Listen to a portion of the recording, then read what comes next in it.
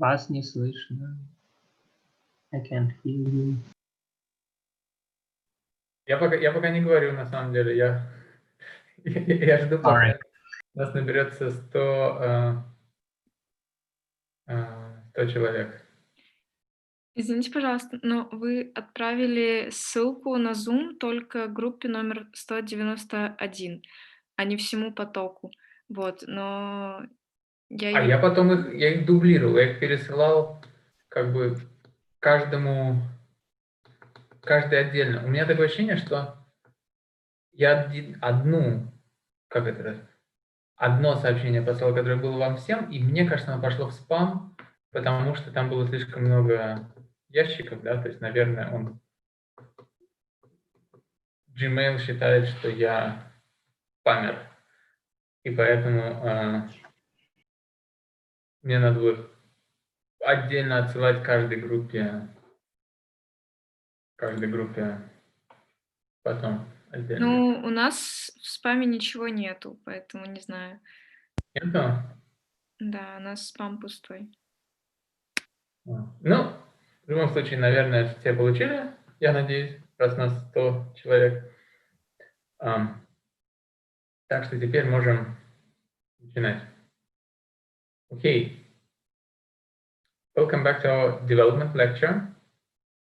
And today we will go on, we'll leave this theoretical domain. Yeah, that's kind of it. And we'll move to the to kind of more I can't say exciting thing, more kind of human things. So we'll talk about health, about diseases, and so on. I start with a solo model just because there was a kind of a question last week. Yeah, like why do we need this model at all? It's kind of old. Yeah, it's like from the 50s or like maybe even 40s. Why do we need it now? And we probably need it now because we have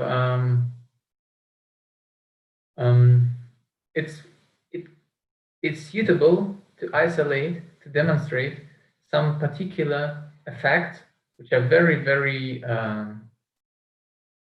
easy to see here, and they actually still hold. Yeah, like there are many things going on in the world, of course, and all models are needed. Yeah, like why do we need a theoretical model? We need to simplify the reality, yeah, because in reality there are like too many things going on. And then afterwards, we can just we can focus on particular effects, like focus on those things that we're interested in, and kind of get rid of the other things.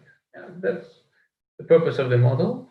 And the solo model gives us very simple recipe to develop. Yeah, because we know that like if our capital per capita is high, normally we are productive, and if we are productive, we become rich. Yeah, we earn a lot, and so on.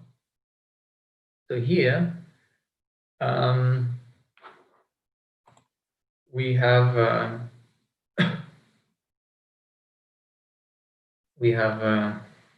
very, very simple recipe how to kind of become successful.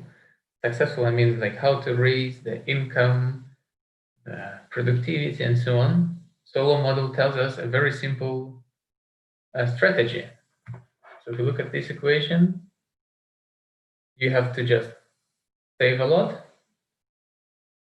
Yeah, that's how you increase your capital stock, and probably you have to kind of increase it more and not waste so much.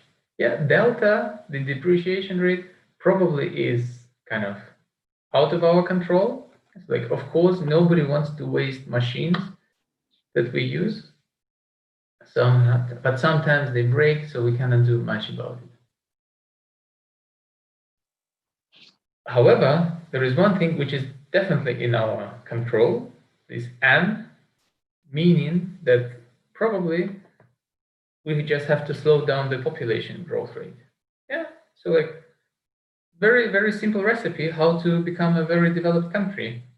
You save a lot, you produce little, and you become Switzerland. Yeah, that's how basically Switzerland made it. However, somehow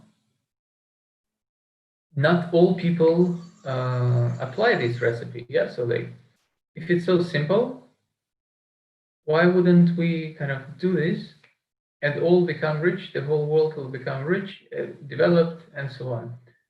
Somehow we have to think about it. And of course, the very simple answer, which you hear sometimes from people, it should be, like it should be normally a guy aged around 50, a grumpy guy, who will tell you like, oh, I know why people in developing countries are poor, because they're just stupid and cannot control themselves. Yeah. However, if we study development a bit, we will find out that basically those people are not so stupid and not even always so uneducated. Sometimes education plays a role, of course. However, not always. And sometimes the problem is just the way they behave is optimal. Yeah, so it's not only about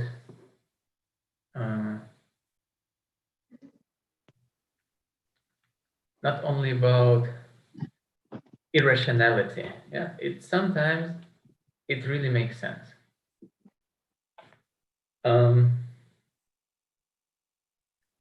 So we know that like it all comes to fertility. Yeah, fertility is how many basically kids a woman has. And we're so like, right, we know that like basically we have to reduce the number of people.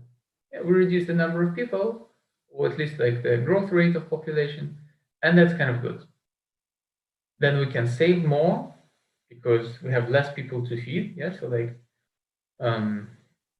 this is kind of useful. And the second thing,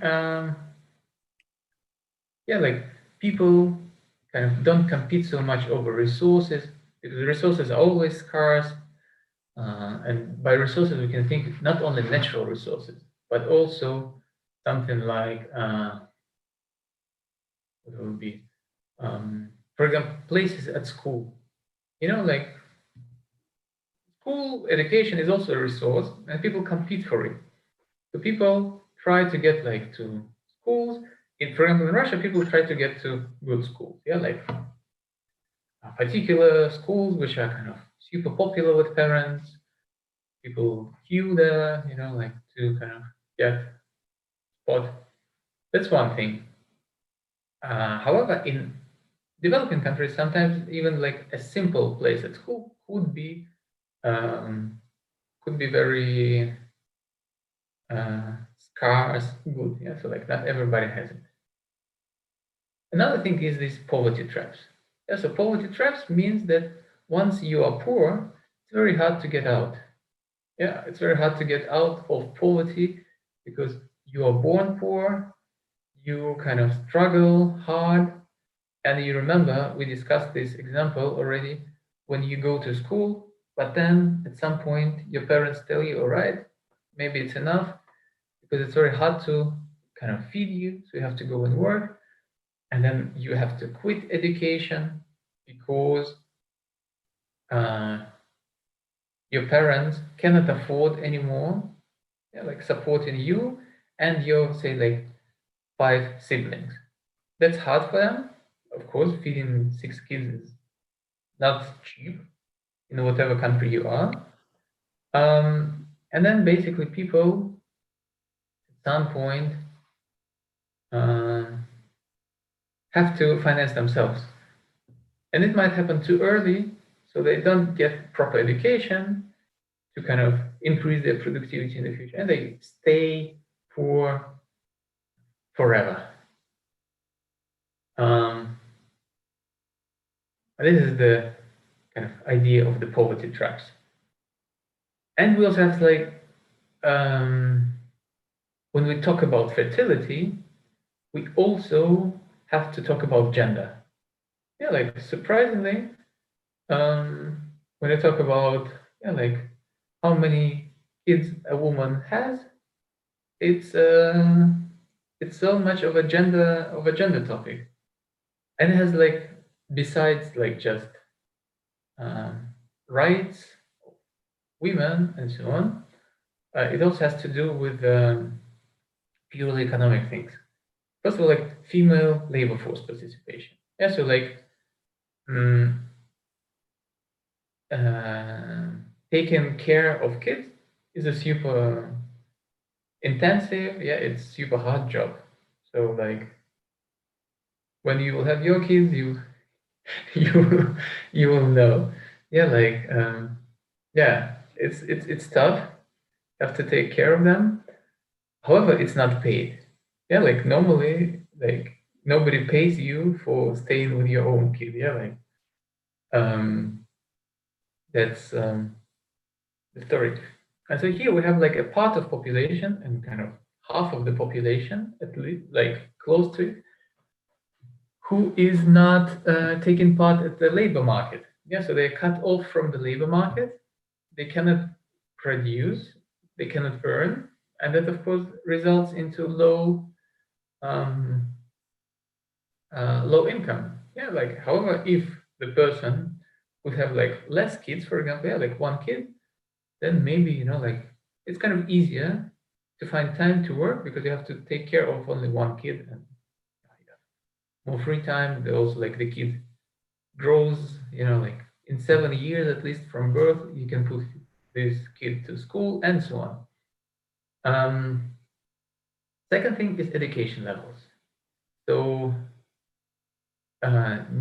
quite often females get kids quite early, then they get stuck in this kind of childbearing routine, and then in the end they don't have enough time to complete their education. Yeah, and even if at some point they will enter the labor market, they won't be able to enter the labor market of like more educated workers. They will have to kind of stay there with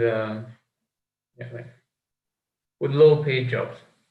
And the final thing is human capital accumulation. That's something to do with the education. However, if we look at the models of human capital, we'll find out that the more human capital there is, if our workers are well educated, it's easier for them to accumulate new knowledge. Yeah, so like once you're kind of, even it holds for the whole nation, yeah, for the kind of the big for the big number of people. However, even if you think about like individuals, yeah, the more educated you are, the easier it becomes for you to learn new things. And the society works in the same way. Yeah, so basically, if your human capital in the society is high, people can exchange ideas faster, they can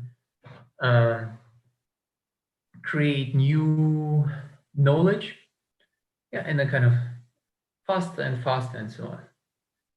And so if you remove a significant part of population from education or from labor force, doesn't matter, then you will have lower human capital accumulation. Yeah, so like your kind of, say, technology will grow slower just because you could benefit from just simply having more people. Yeah, regardless of gender, actually. Yeah, like so, it doesn't matter if it's male or female, but if this person is not contributing to labor market or to education, everybody loses in the end. So these are at least some reasons to care about fertility.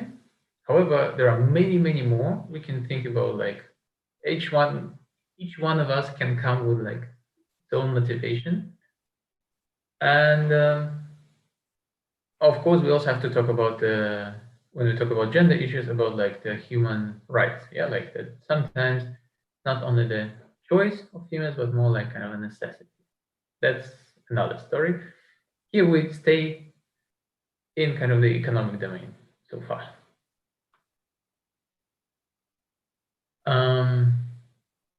Yes, as I told you, yeah, like already, knowledge is accumulated faster if we have more people. So maybe population growth is not always bad.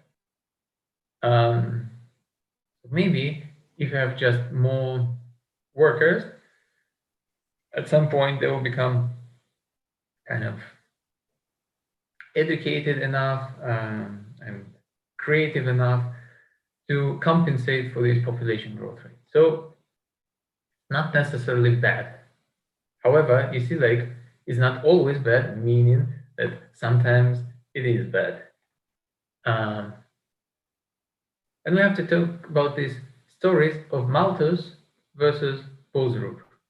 I don't know if you have studied the Malthus concept already, saying that Malthus was an economist, French economist from the, I think, 19th century, maybe 18th century. So very long ago, Malthus was quite a skeptic. And the idea of this whole Malthusian story is that we people reproduce too fast. And there are more and more people every year. Yes, like it has always been like this. Yeah, like almost, at least like since 19th century. Yes. So like we always were, population in the world was growing. However, there was not getting more land, and land gives us something to eat. So basically, population was growing exponentially. You know, like the exponential function. So it's like every time it doesn't only grow, it also grows faster and faster. However, food production is growing only linearly, and there is also like some limit to this growth. So it means that like at some point, even if we cultivate more fields and so on, at some point we'll simply have no space to grow enough food for everyone. So this was his skepticism. So like Malthusian skepticism. And it was a kind of a concern until it's still a concern. So Malthus still has some supporters. But then in the 60s, Esther Boserup said like, all right, maybe actually we are not doomed, as Malthus said, because like Malthus said, like, all right, at some point we will basically start starving or like, I don't know, killing people because there'll be too many people for too little food. But Esther Boserup said like, all right, maybe Malthus was not correct because by 1960s, we already saw that population growth rates were not stagnant, but like they were slower in some countries. So Western world, yeah, like in the broad sense, was still experiencing a baby boom. However, it was already getting clear that maybe at some point population growth rates will stabilize at some amount, at some level, which is enough to kind of make it feasible so that we can feed everyone, because technology is also growing, is also improving, and actually maybe the fact that land is constant is not so bad, because we can still have enough food for everyone, even on this constant land. We just improve technologies, and these technologies allow us to kind of survive. That's why, for example, if we talk about, this is a bit like side note, like to kind of entertain you a bit. If we talk about genetically modified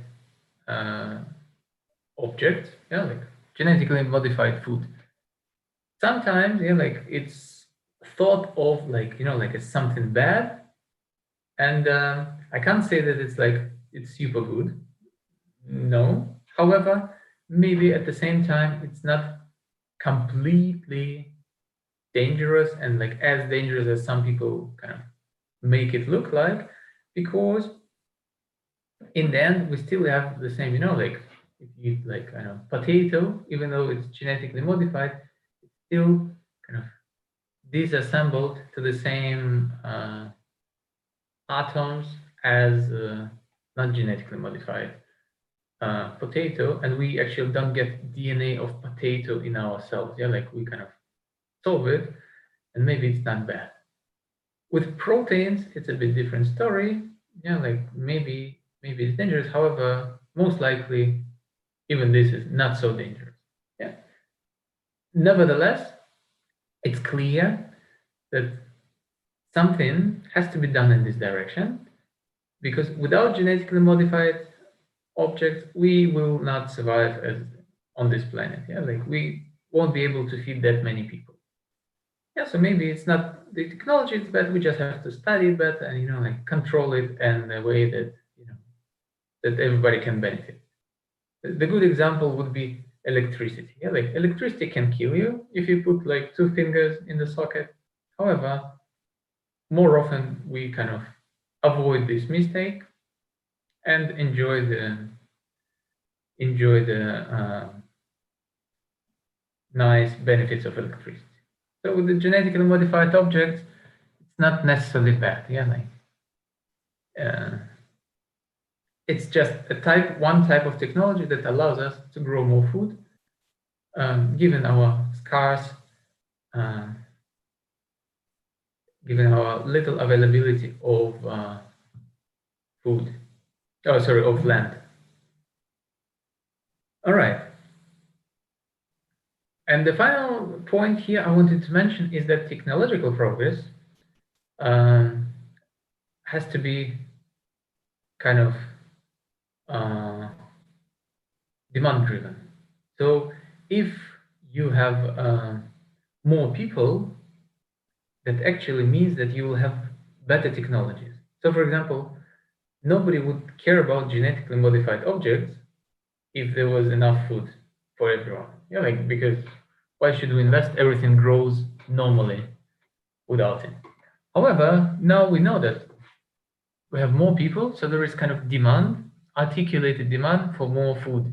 So that's why we improve technologies here to produce food enough to kind of sustain the whole population of the world. Yes. And there is like, Oded Galor is one of those people who kind of promoted this idea. So it's very interesting reading his papers. All right.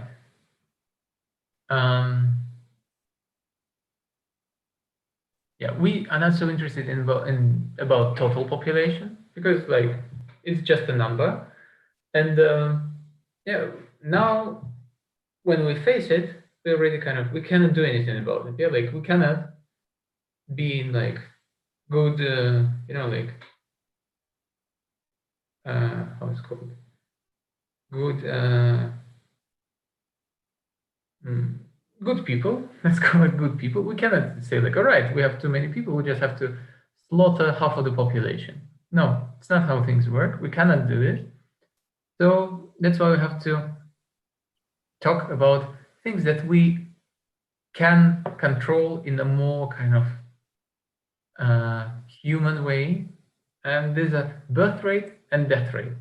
those two things are more in our control. Yeah, we cannot, of course, prevent all deaths, but we can do some. And of course, these things are expressed in relative terms because it tells us what share of population dies, and for example, how many new people this population generates in some kind of stylized manner. World's highest birth rate. You see, like the output is familiar, the kind of the font and so on is the World Bank. And here we have countries with the highest birth rate. Birth rates are expressed in number of kids born per 1,000 people. So like per 1,000 people of your population. So basically here we see that like Niger, our favorite African country, has the highest birth rate in the world. And if you look at these highest birth rates in the world,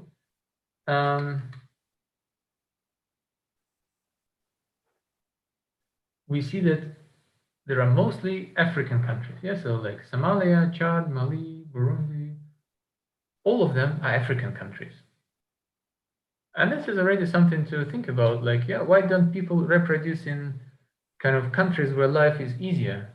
Like you can reproduce in Norway, and yeah, like much easier. You have nice hospitals, social benefits, and so on. So I don't think they have like such good hospitals in Somalia, yeah, like where civil war is going for like 30 years at least.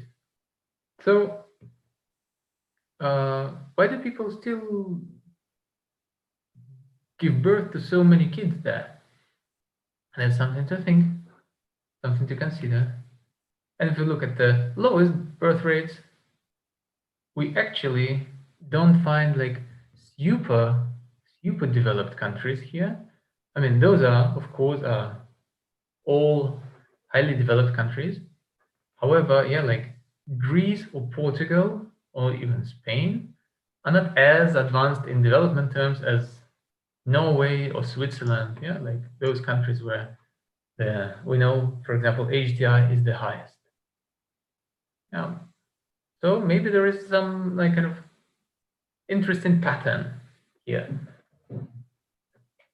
And then to come up with the whole, to kind of make the story even more complex, let's look at the death rates, world's lowest death rates. And we see these are not countries with the super cool medicine. Yeah, like as we already talked, like I don't know, I was like saying Norway just because I don't know, just some nice country where definitely medicine is very well developed. However, it's not there. It's not here in the world's lowest death rate. Why? All right, when I talk about Qatar, Bahrain, we could say, right, maybe healthcare is super well developed there because they're rich Arab countries. All right, but like, is it still better than in Norway? That's kind of easy to imagine, especially if you look at West Bank and Gaza, yeah, like where actually hospitals are not so good. Yeah, like in Israel they are, but like in the West Bank and Gaza, if we take it as a separate country, no, that's different. Or Kuwait or Maldives. Yeah, no, it's not the countries with the best healthcare. There are some other reasons for this kind of pattern. And the highest death rates are surprisingly not in Africa. Yeah, like in Africa we have diseases, civil wars, and so on. No, it's not there.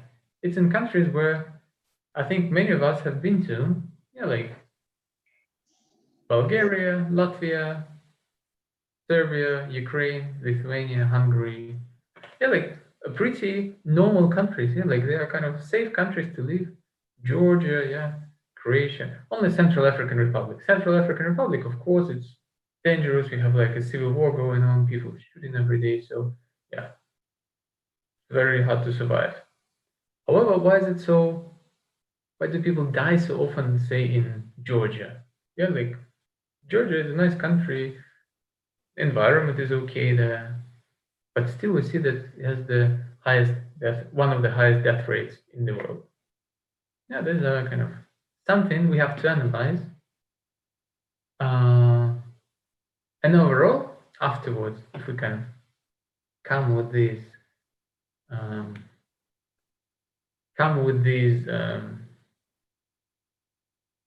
rates together, if we combine them, we can see the fastest growing populations. Yeah, like what's the population growth rate in each country? And we see that overall growth of population is the highest in different countries. So like countries with the highest growth rate are very heterogeneous between themselves in different characteristics. So for example, Bahrain, like it's oil exporting country, quite rich. All right, that's one thing. Niger, it's very poor and very not very well developing country. That also has the growing population. Malta, yeah, Malta is like it's Europe, so they also have a fast growing population. So there are different effects actually that play, that there is kind of interplay of effects, and altogether they give us some very interesting and sometimes unpredictable results. However, what we are talking about are crude growth rates. So it's don't account for anything, especially for age structures. And that's why we can imagine why, for example, we have the highest death rates in these countries. Yeah, not only because like healthcare is not very advanced. Yeah, like maybe it could be better. However, it's definitely like it's functioning. Yeah, like I think healthcare in Lithuania is all right. It's pretty decent. How do we just know that young people, it's everywhere in the world, are normally expected to live longer. It just happens everywhere. Yeah, like regardless if you're in Somalia, if you're young, you're still kind of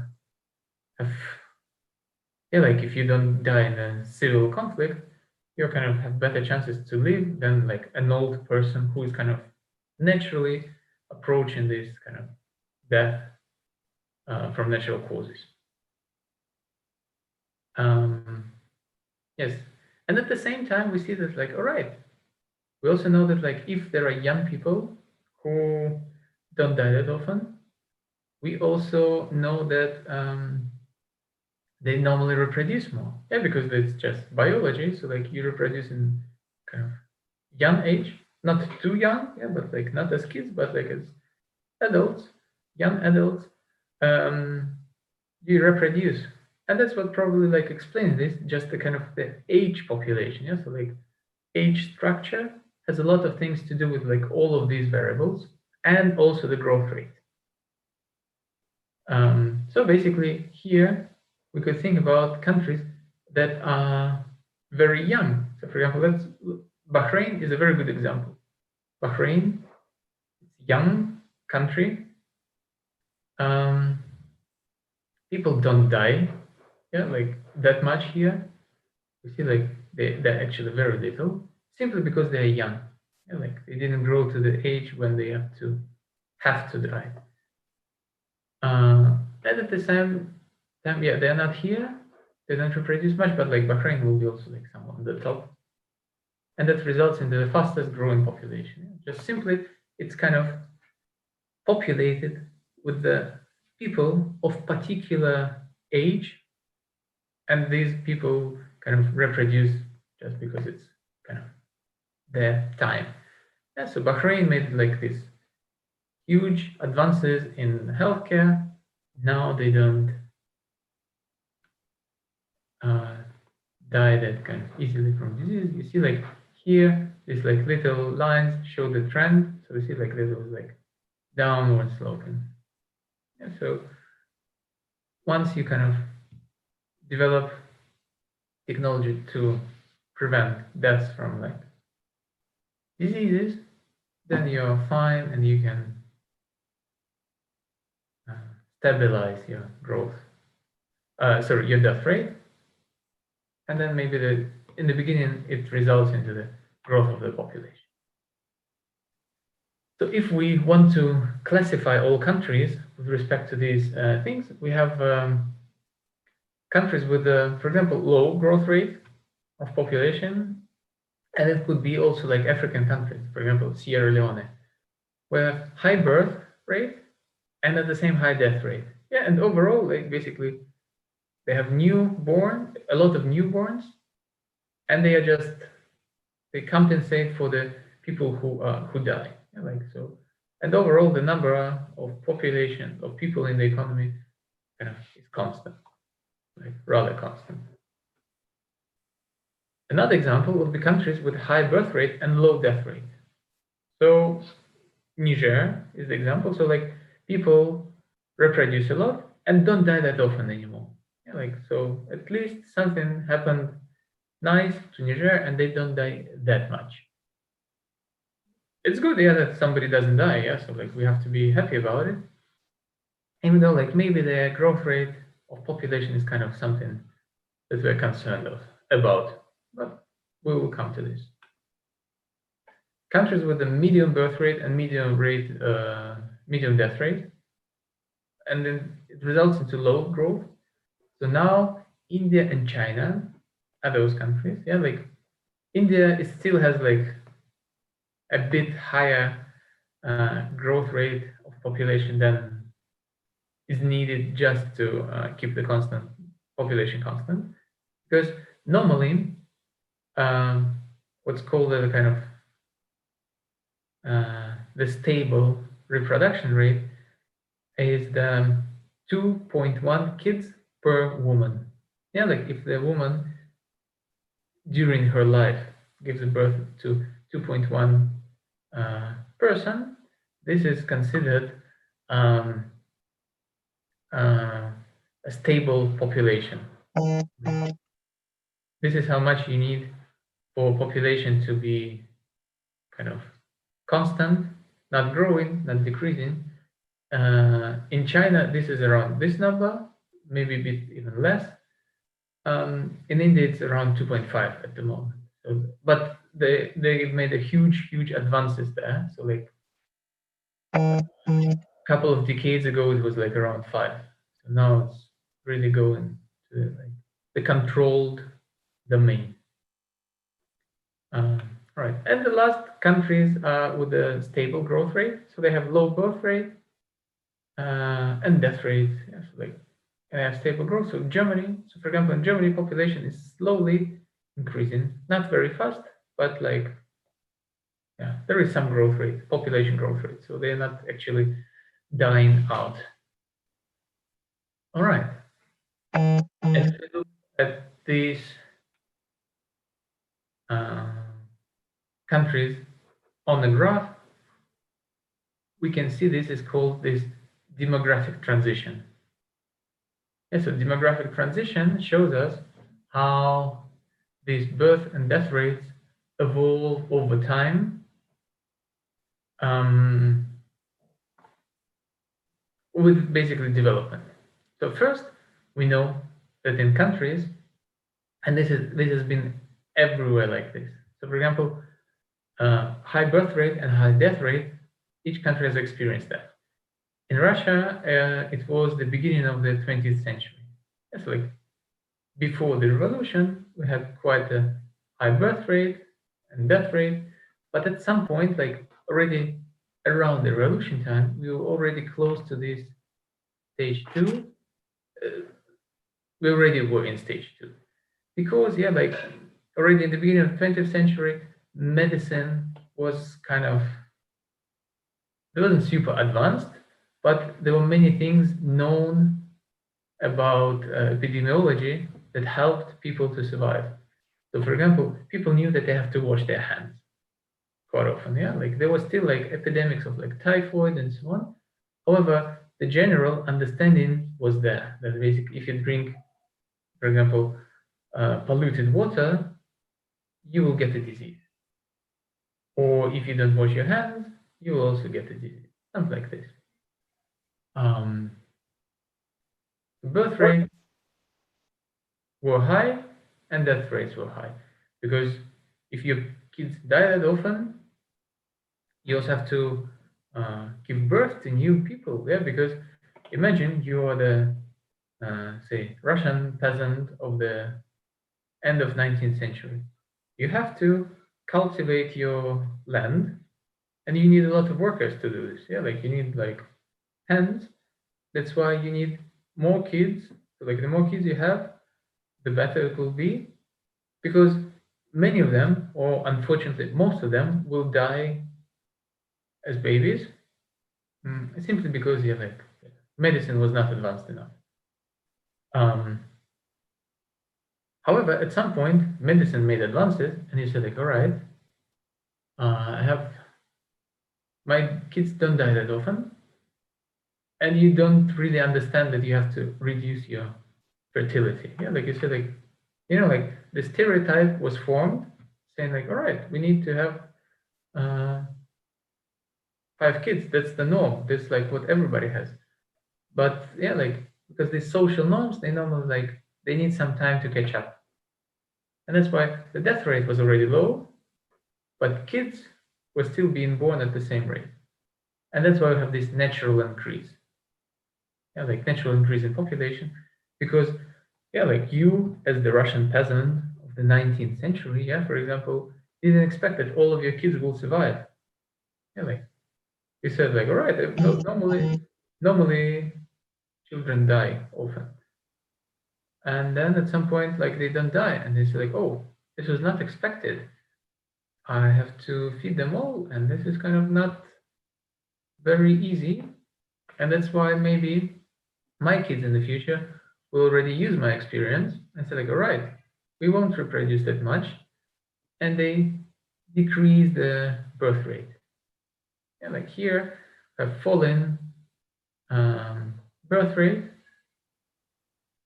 and at some point it becomes very, very low, because you, for example, now, yeah, like as an adult of 2020, you don't account, for example, you don't really, I mean, you understand that, like, of course, many things can happen in the world. Yeah, so like it's life. However, it's definitely not a norm. Yeah, like it's not something normal to have kids dying. Yeah, like it's not what should happen. Well, before, like yeah, like before this demographic transition, people really were kind of, I can't say fine with this, but like people were aware of this, and people were kind of certain that some of their offspring will die.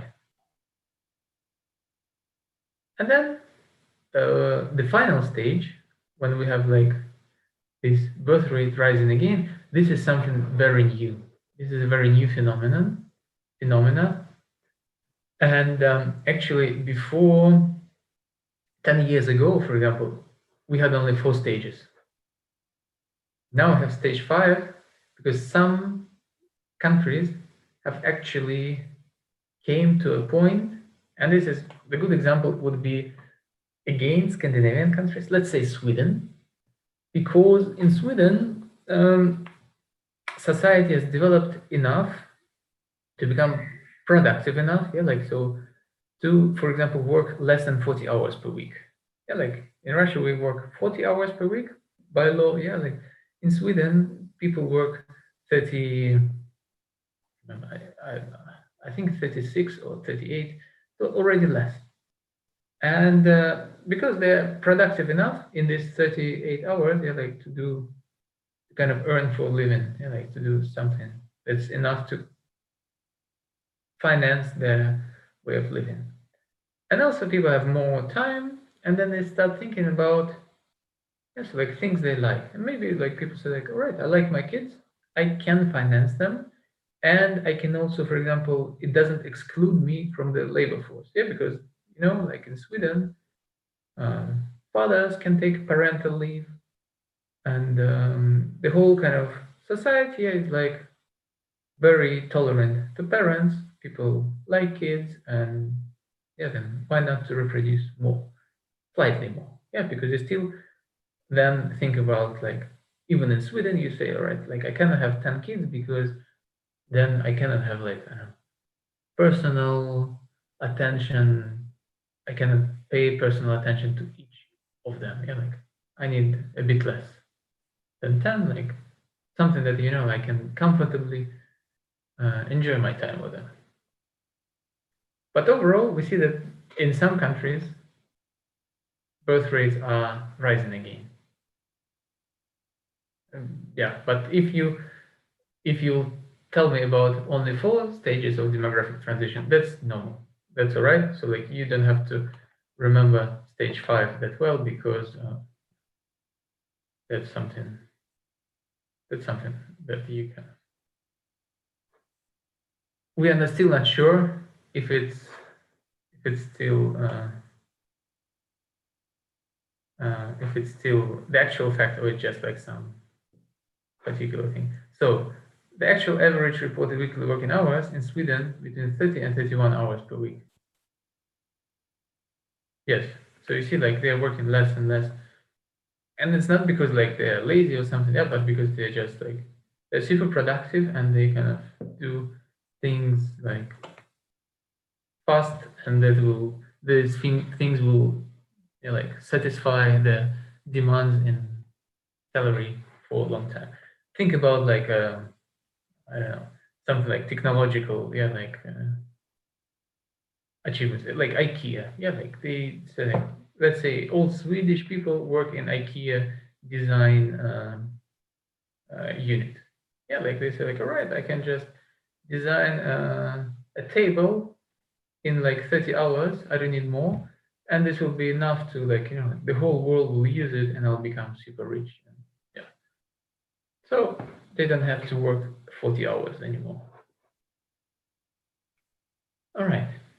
Now coming back to theory, but this is more a theory, like just to come with this, combine all these effects together, and like to see how the mechanism works.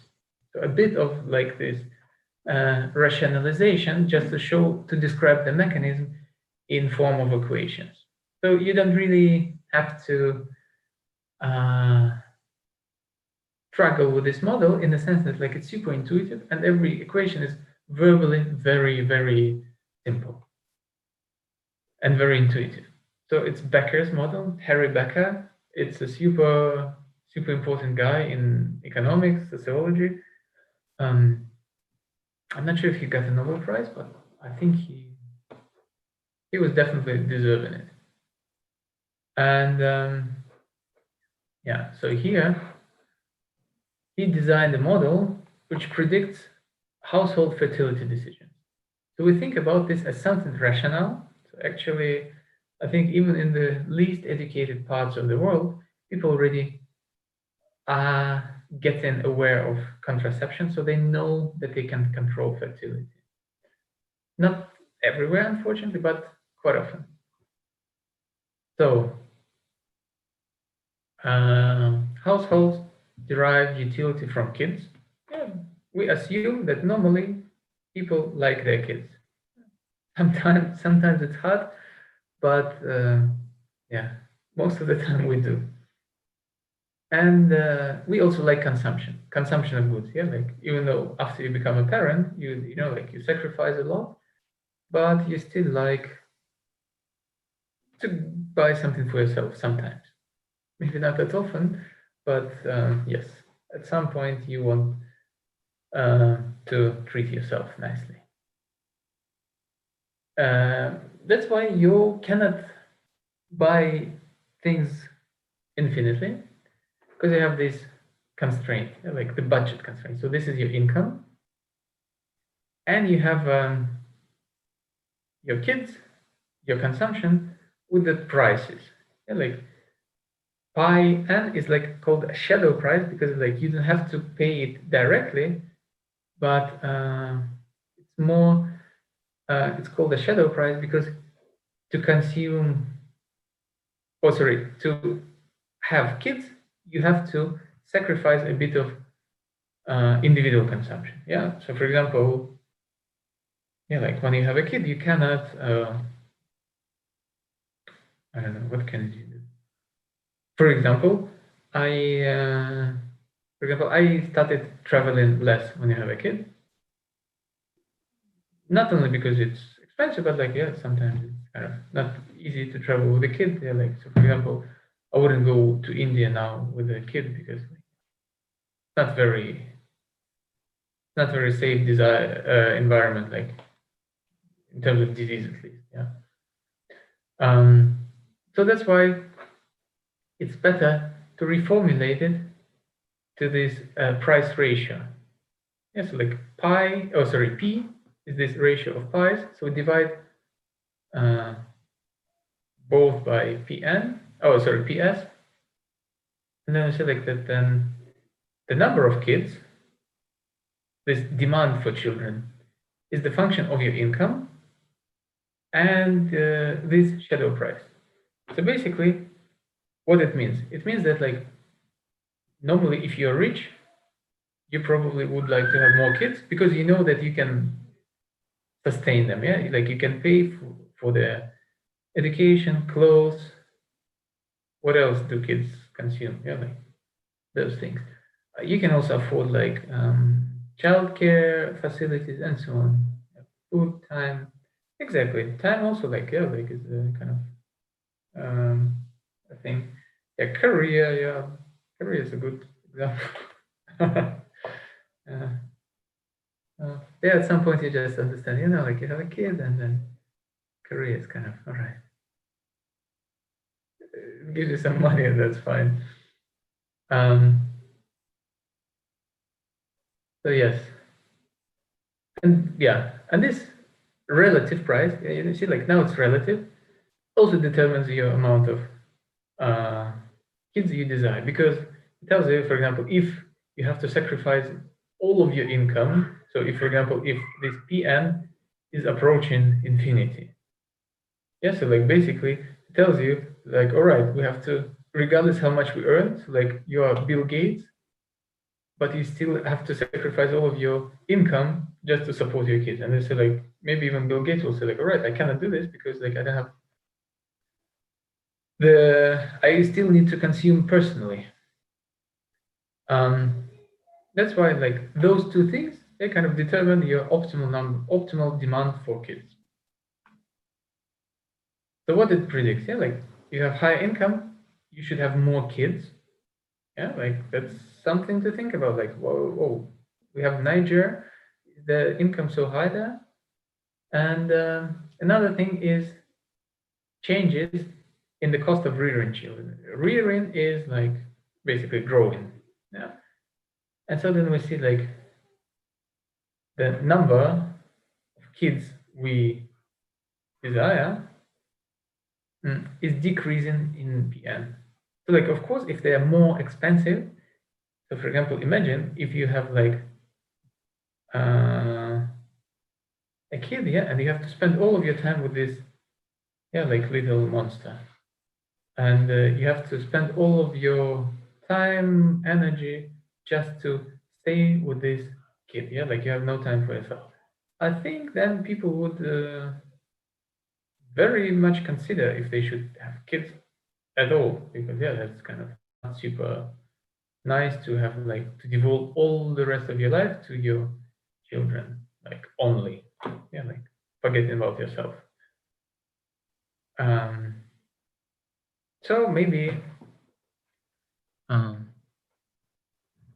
it's kind of natural to assume this. That like the more expensive they become, the less you want. And of course, this all holds under the assumption of normal good. So kids being normal good. If you remember, normal good is such a good from which you have positive marginal utility. Yes, like the more goods you have, the more happy you are. So the more kids you have, the more happy you are. But at the same time, marginal utility is decreasing. Yeah, so like it's super cool to have one kid. 2 is also fine, but yeah, maybe like your kind of wow effect from the second kid will be like not as big as from the first one. Yeah, like, and with like latest kids, like then people are so I don't know become so emotional, yeah, when they see like kids walking out saying the first word, and then like when you have kid number 10, it's like, all right, I've seen this walking like 10 times already. It's kind of not impressive anymore. So it's kind of quite a realistic assumption. And here we see like Becker developed his model for the US. And in the US, this was really the case in the 60s. Yeah, like we know that like in the US, this was already the case when there were more kids in rich families. Yeah, not something we can imagine generally in the world. So something was kind of not entirely correct. However, it doesn't make the whole model bad. Just do one step further and introduce this quality of kids. Yeah, it sounds a bit cynical, but quality of kids is basically, let's think about it as education of our kids. Like our kids get educated and we get utility from this, or our kids get, like they take part in some, I don't know, they play in a football club, yeah, like for kids, yeah, like not professional, just like kicking a ball with their friends, and we kind of also like it because they're having fun. And now the budget constraint gets slightly modified, so we introduce we can not only about the number of kids, but also what can we give them, this quality. And these shadow prices increase with the quality. Yeah, so like the more we want to give to our kids, the less we can consume ourselves. And these prices are exogenous. Yes, so like they are not determined inside the model; they are kind of taken from the outside. And so we decide only about number of kids we have and the quality that we want to give them. So, for example, think about like you would like to send your kids to go to the Oxford University. Yeah, like it's expensive. So maybe if you already know before you give birth to a kid that this kid will go to the Oxford University, probably you will say like, all right, I'll concentrate on one kid. Because yeah, having 2 go into Oxford is too much. I can't afford it. So, and then in the end, if we talk about like control, and this is really the contraception question. Yeah, so like if we have contraception available, we can control the population growth rate with a very low cost. Yeah, like and at the same time, this means that the relative cost of having kids increases, meaning that like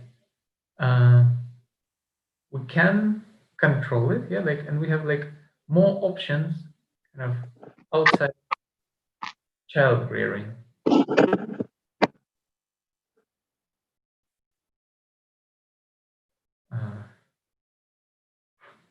So now we have improvements of education. They can really decrease the cost of quality component, because imagine that you say like, all right, Oxford University becomes for free. Everybody can go there. Like if you're kind of, like just study well at school, you can go there. And then you say like, all right, maybe then I can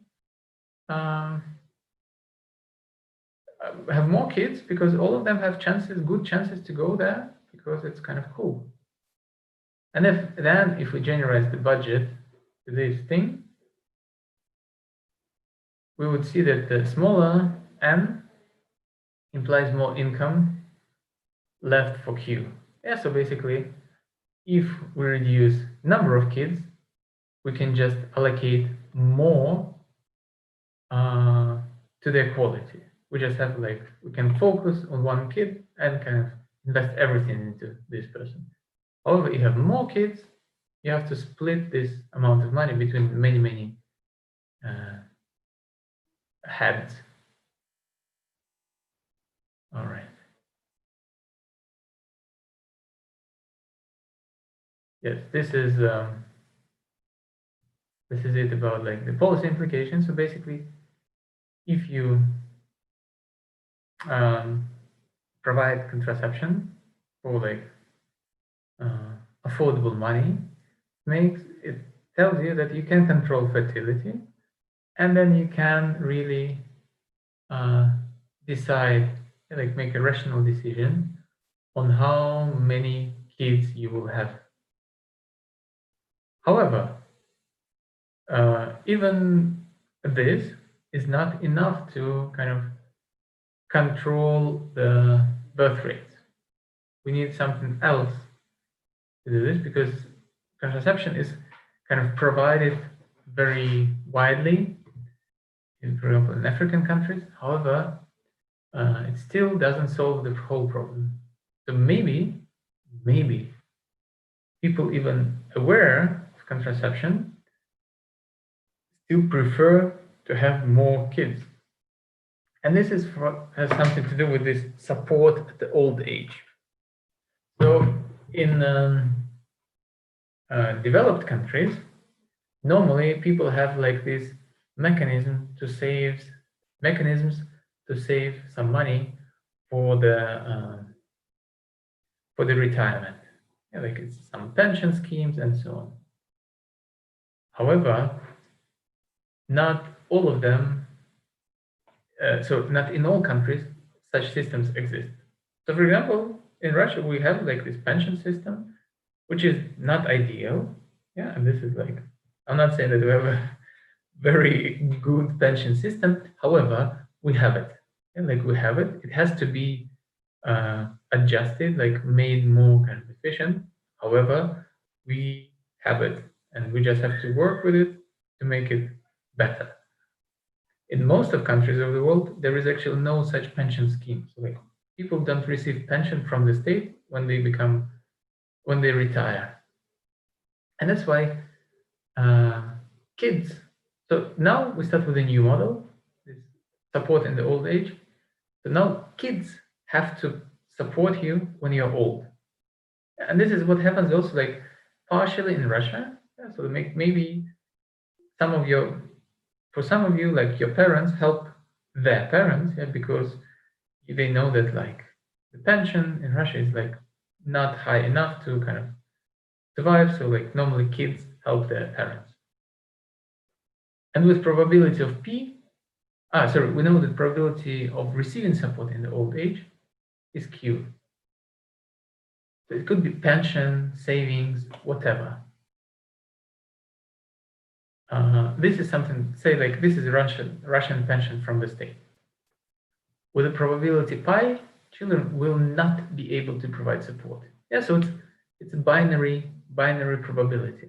Yeah, so like you either receive support, then it's like you either receive support or don't receive. So there are only two states, yes or no. And then if you, with the probability P, you don't receive support, and parents care, they want to have the probability of like they want to get supported in the old age, yeah, in the end. And it constitutes of two factors, so like Q, so like your state, let's call it state. It's not only a state, it's also like it could be your own savings. But let's, for example, say this is like receiving pension from the state. This is one opportunity. Another thing, receiving support from your kids. They might not provide it because, for example, first of all, I think like sometimes kids can die. That's like the bad thing. Or they maybe, you know, like you just have bad relationships with them, and it's like, all right, no, I won't give you any money. You're a terrible person. So, but as a kind of a person, you want to have this equation roughly equal to 1. So you want to make sure that you get something in the old age. And you do this, so Q, you cannot affect this. It's kind of depends on the state. Probability of support from your kids, this is something you can control. You can just regulate it with the number of kids. Yeah, and this is basically, we know that probability of receiving support is the same as 1 minus not receiving support for 1 kid. And given that we have many kids, we put this p to the power of n. So like it basically tells us that the more kids we have, so n, the more kids we have, the lower is the probability that they will not be able to provide support to us. That's the idea here. Yeah? So like if you have many kids, one of them at least will survive and will be kind enough to give us some cash when we are old. And that's why we can just write, instead of this probability of support equal to 1, we just write 1 minus p to the power of n, and solve it for n. Solve it for n, you know, like we see, like we just put logs on both sides, and yeah, this equation solves the number of kids, the optimal number of kids, as the function of this kind of state capacity to care for you, and this probability that you receive help from your kids. And this pi, for example, could be also has something to do with the, for example, death rate. Yeah, so like if you have like death rate which is high, probably your p will be quite low. Yeah, because if you want to have more kids, if you want to have higher chances of having support, yeah, like you need more kids, because 1 kid is too likely to die if your mortality in your country is high. Yeah, like, and at the same time, if your state takes care of you, for sure, you may decide, like, for example, let's say this is like Germany, yeah, like state takes care of you, and then it's like, all right, then maybe I don't need kids because I can maintain myself. The state will take care of me, so I don't need somebody to do this. So that's why, if we assume only this model, yeah, like for example, in countries with like super good social system, this number of kids will be equal to, like, will be approaching 0, because yeah, we know that we don't have to care about it. However, once again, if mortality is high, you probably want more kids to kind of survive and take care of you when you're old. All right, I think now it's time to make a little break. Let's reconvene in 10 minutes. So like 5 past, it will be 11, 5 past 11. Yes, and so then in 10 minutes we'll go on with this.